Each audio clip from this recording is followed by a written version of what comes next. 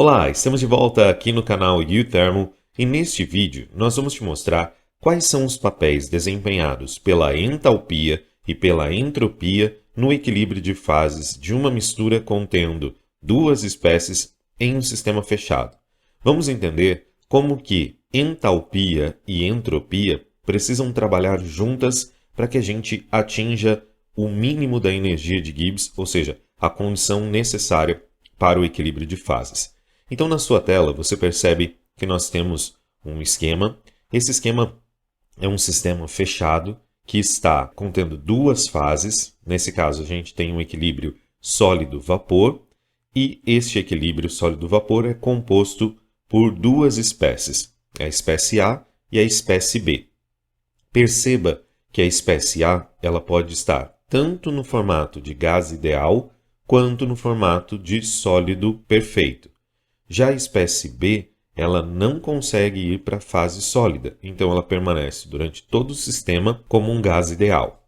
O que nós vamos mostrar neste momento refere-se à energia de Gibbs. Então, lembre-se que da nossa primeira aula, nós vimos que esse conjunto de variáveis, H menos TS, controla o equilíbrio de fases, uma vez que eles definem a energia de Gibbs. Além disso, o nosso sistema será mantido a temperatura constante e também a pressão constante. Uma vez que nós temos T e P considerados no sistema, quem comanda o equilíbrio de fases é a energia de Gibbs. Bem, do lado direito, nós temos um gráfico e esse gráfico ele tem no eixo X a fração da espécie A no vapor. Então, perceba que quando a gente está trabalhando com uma fração de zero, significa que a gente não tem nenhuma espécie A no vapor, ou seja, ela está completamente na fase sólida. Quando eu estou no outro extremo do gráfico, ou seja, na fração de 1, toda a espécie A está como vapor e não existe nenhum sólido. No eixo Y, nós temos unidade de Joule por mol. Então, nós vamos começar a avaliação pela entalpia. Perceba que a entalpia ela é nula quando nós estamos considerando todas as espécies A se encontram na fase sólida. A entalpia tem tudo a ver com as interações entre as moléculas. Perceba o seguinte, para que nós consigamos fazer com que o A saia do retículo do sólido, onde lá ele está perfeitamente organizado, nós precisamos quebrar as ligações entre essas espécies A. Uma vez que as interações moleculares são quebradas, a gente consegue ir passando uma molécula de A para a fase vapor.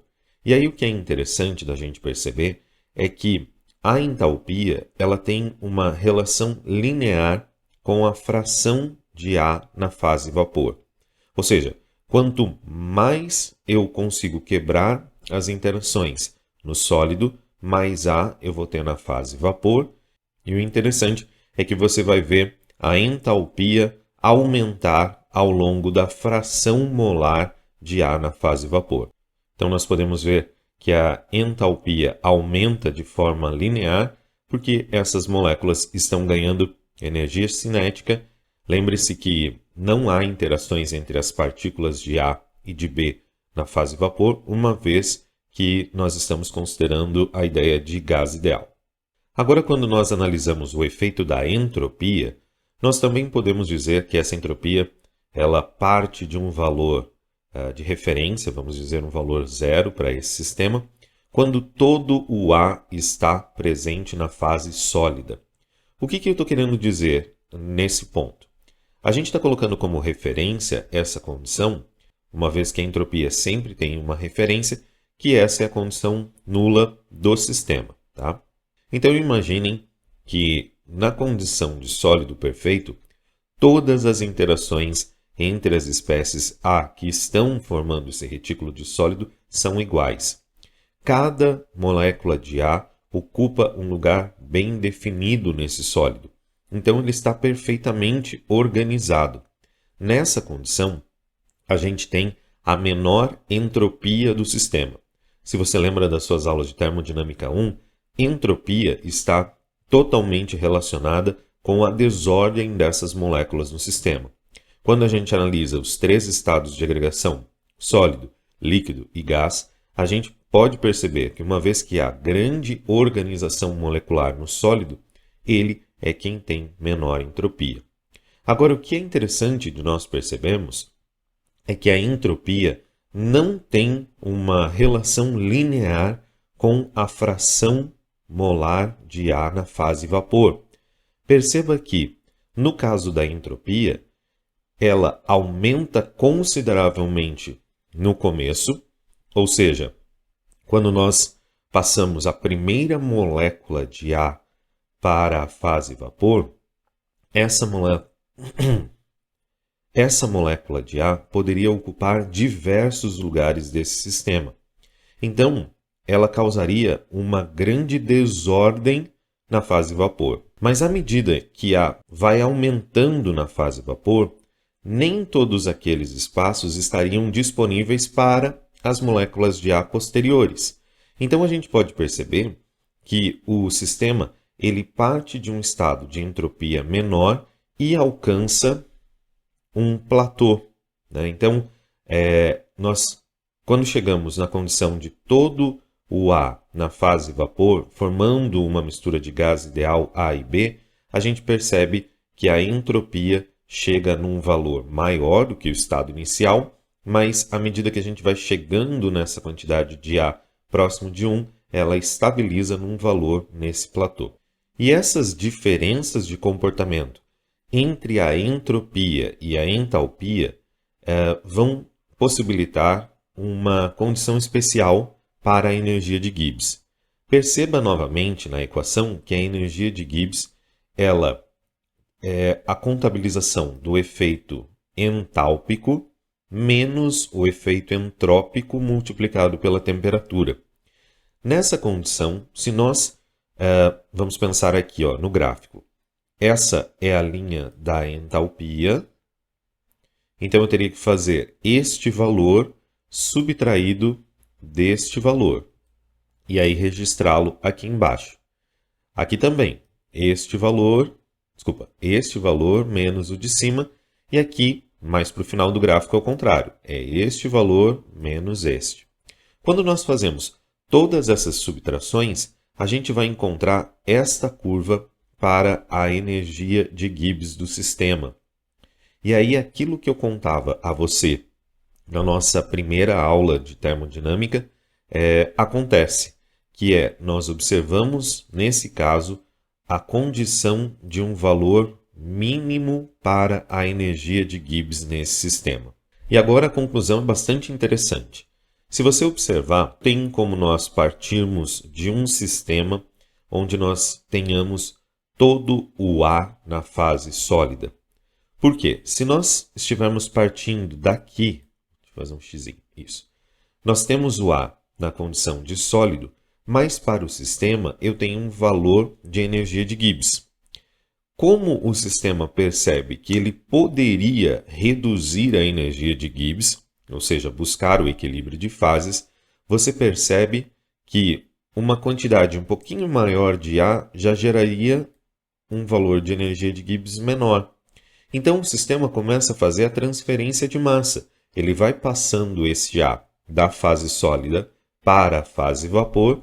E até quando isso vai acontecer? Bem, a transferência de massa acontece até o momento em que a energia de Gibbs atinge um valor mínimo. Então, a energia de Gibbs total desse sistema, quando ela está na condição mínima, significa que a gente tem aí uma nova configuração do sistema. E ele vai existir nessa condição de temperatura e pressão aqui. Então, a gente pode dizer que a condição de equilíbrio para essa TIP estabelecida no sistema seria de aproximadamente 40% de A registrado na fase vapor. Essa seria a condição do equilíbrio. Mas aí você deve estar pensando, mas e se eu começasse ao contrário? Se eu começasse num sistema fechado, tendo A e B somente na fase vapor?